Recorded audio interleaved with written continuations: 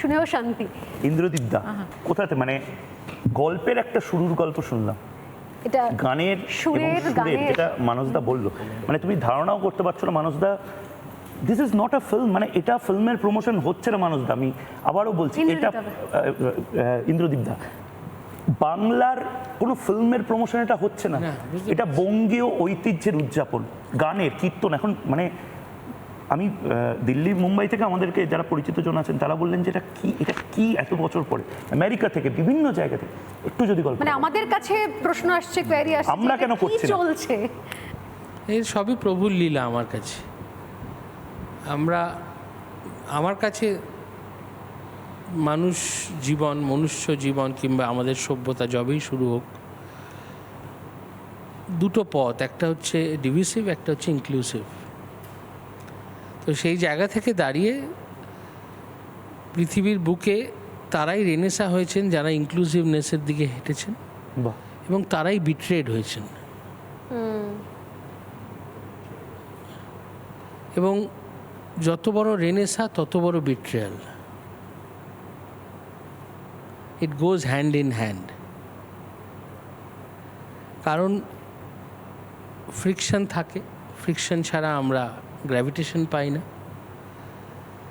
এইটাই ডাইকটমি। কিন্তু আমাদের যেটা ঈশ্বর বলো, সময় বলো, ইউনিভার্স বলো, নামগুলো আলাদা আলাদা হতে পারে, কিন্তু পথটা একই। পথটা হচ্ছে তুমি ঈশ্বরের দিকে এগিয়ে যাও, মানে হচ্ছে তুমি বিলীনতার দিকে এগিয়ে যাও, নিজেকে নিঃস্ব করতে করতে এগিয়ে যাও।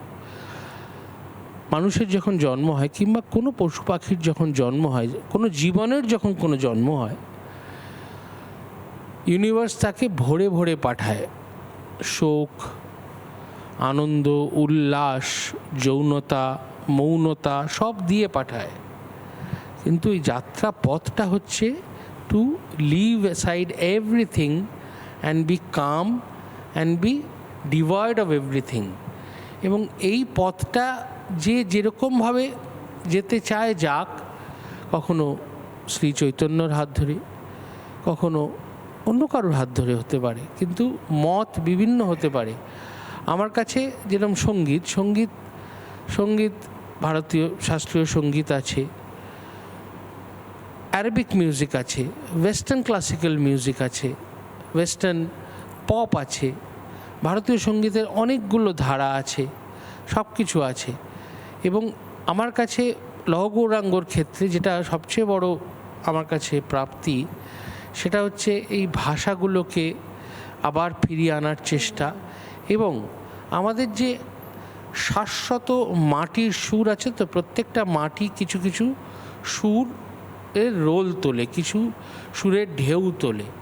সেই প্রত্যেকটা মাটির যে নিজস্ব জোনাল কিছু সুর আছে, যেরকম প্রত্যেক অঞ্চলের গাছের রং এক হয় না, সেরকম প্রত্যেক অঞ্চলের সুরের রং এক হয় না, সেরকম প্রত্যেক অঞ্চলের মানুষের চোখের মনির রং এক হয় না, মাটির রংটাই তো এক হয় না। হ্যাঁ, তো সেই জায়গা থেকে দাঁড়িয়ে সেই নিজের, আমি যেহেতু বঙ্গে জন্মেছি, বাঙালি, পশ্চিমবঙ্গে জন্মেছি এবং জন্মসূত্রে বাঙালি, এবং এই ভাবধারণাতেই বড় হয়েছি, তো নিজের শিকড়টাকে ছুঁয়ে দেখা, আমার জনক জননীর শিকড়টাকে ছুঁয়ে দেখা, আমার বাবা মা, আমার শিকড় তো আমার বাবা মা, এবং সেই জায়গা থেকে এটা আমার বাবা মাকেও সেলিব্রেট করা। আমার কাছে আমার শিকড় বাবা মা।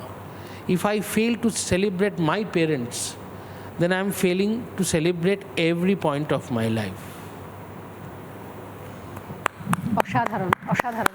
তার মানে প্রত্যেকটা গান তৈরি করার সময় বোধহয় এই টাইম ট্রাভেলটাই বোধহয় আপনি করেন, মানে বিভিন্ন সময়তে। কারণ এইরকম একটা জিনিস তৈরি করার জন্য সেই সময়টার মধ্যে না ঢোকা বা সেই সময়টাকে স্পর্শ না করতে চাওয়া, না হলে বোধহয় এই জিনিস তৈরি হতো না। এই সুর, এই সব কিছু যেন টাইম ট্রাভেলের কথা, if I take that cue, সত্যিই যেটা ইন্দ্রদীপ দা বললেন যে এই যে কীর্তনের সুর, এই সুরের মধ্যে আমাদের বহু জন্মের স্মৃতি লুকিয়ে আছে। ওই যে ডিএনএ কথাটা বললো, আমরা জানিও না। আমার এই সুরটা কানে আসলেই মনে হয় যে দিদিমা বা মা একটু কাঁথা জড়িয়ে শীতকালে একটু কাঁথাটা জড়িয়ে দিল বা এক গরাস খাইয়ে দিল।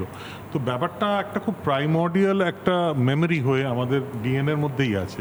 যখনই এই কীর্তনের সুর আমরা শুনি, খোলের সুর শুনি, ওই স্পেসিফিক প্রোগ্রেশনের সুরটা যায় কোথাও, আমি তো শহুরে জীব, কিন্তু আমি তাহলে কেন দেখতে পাই যে এটা গ্রাম বাংলার প্রান্তর, আমি কেন দেখতে পাচ্ছি যে হয়তো গরু বাছুর নিয়ে একটা রাখাল ছেলে চলে যাচ্ছে, বা সন্ধেবেলা শাঁখ বাজছে, বা তুলসীতলায় পুজো হচ্ছে। তো এই যে পুরো গ্রাম বাংলার যে চিত্রটা, সেটা তো আমরা অবভিয়াসলি পপুলার কালচারে নানান দেখেছি, সেখান থেকে হয়তো আমরা ইমেজেসগুলো পাই, ভিজুয়াল ইমেজেস, কিন্তু there is something call oral images. এই অরাল ইমেজেসটা কিন্তু এই কীর্তনের সুর ট্রিগার করে, এবং সেটাই আমাদের মধ্যে সেই সুরটা আছে, আমাদের বহু জন্মের স্মৃতির মধ্যে রয়ে গেছে, এটা জন্ম জন্মে রয়ে গেছে। তো কীর্তন শুনলে আমার নিজেকে জাতিস্বর লাগে। ঠিক, কিন্তু এই ডিএনএটাকেই তো, হ্যাঁ জ্যোতি, রবীন্দ্রনাথ কিন্তু এটা জীবন স্মৃতিতে লিখে গেছেন যে কীর্তনের সুর হচ্ছে আদি সুর, আদিতম সুর। কীর্তন ভেঙে অন্যান্য অনেকগুলো রাস্তা তৈরি হয়েছে, অনেক মিউজিক অনেকভাবে কি বলবো মানে নিজের রূপকে বদলেছে, কিন্তু যদি বলা হয় যে আদি সুর কোনটা, এটা কিন্তু খেয়াল গানের ক্ষেত্রেও বলছি আমি, তারও আগের আদি সুর বলা হচ্ছে কিন্তু কীর্তনকে। এবং এগুলোই আমরা সেলিব্রেট করতে চাই। থ্যাংক ইউ সো মাচ যে এইভাবে সেলিব্রেশনটা হচ্ছে। এবং কীর্তনের কথা যখন এলো, আবারও বলছি, জেনজি ভারতের পাশের দেশ বা অন্যান্য দেশের জেনজিরা কি করছে আমরা জানি না, কিন্তু এই দেশের gen Z they are in safe hands. Shrikrishna Shri Chaitanyadev তাদেরকে ব্যাক দিয়ে রেখেছে এবং they are in safe hands. Kishalay আরেকজন প্রতিনিধি একেবারে অগ্নিবাণ ছড়ে অন্য সময়, কিন্তু এই মুহূর্তে কিশলয় কারা আছে তোমার সঙ্গে? আরেকবার যদি রাধারমণ প্রভুর কাছে যাওয়া যায়, vice president ISKCON Digha Jagannath মন্দিরের মূল পুরোহিত। দাঁড়িয়ে মানে মায়াপুর ইসকনও কিন্তু আরেকটা সমান্তরাল একটা জায়গা তৈরি করে সবচেয়ে বড় মন্দিরও সেখানে তৈরি এবং যেখানে প্রত্যেক মুহূর্তে কৃষ্ণ নাম জপ হচ্ছে বিভিন্ন গোটা বিশ্ব জুড়ে। যে কোনো আমরা বলছিলাম কিছুক্ষণ আগে, মানুষদা বলছিলেন যে জাতি ধর্ম নির্বিশেষে সমস্ত বর্ণ ভুলিয়ে এক জায়গায় নিয়ে এসেছিলেন মহাপ্রভু, এবং এই মুহূর্তে সেই কৃষ্ণ নামে মহাপ্রভুর দেখানো পথে গোটা বিশ্ব দেশ। নানা ধরনের কন্টেন্ট দেখার জন্য লাইক করুন, শেয়ার করুন আমাদের ফেসবুক পেজ, সাবস্ক্রাইব করুন আমাদের ইউটিউব চ্যানেল। পাশাপাশি অন্যান্য ব্রেকিং নিউজের জন্য অবশ্যই চোখ রাখুন রিপাবলিক বাংলায়।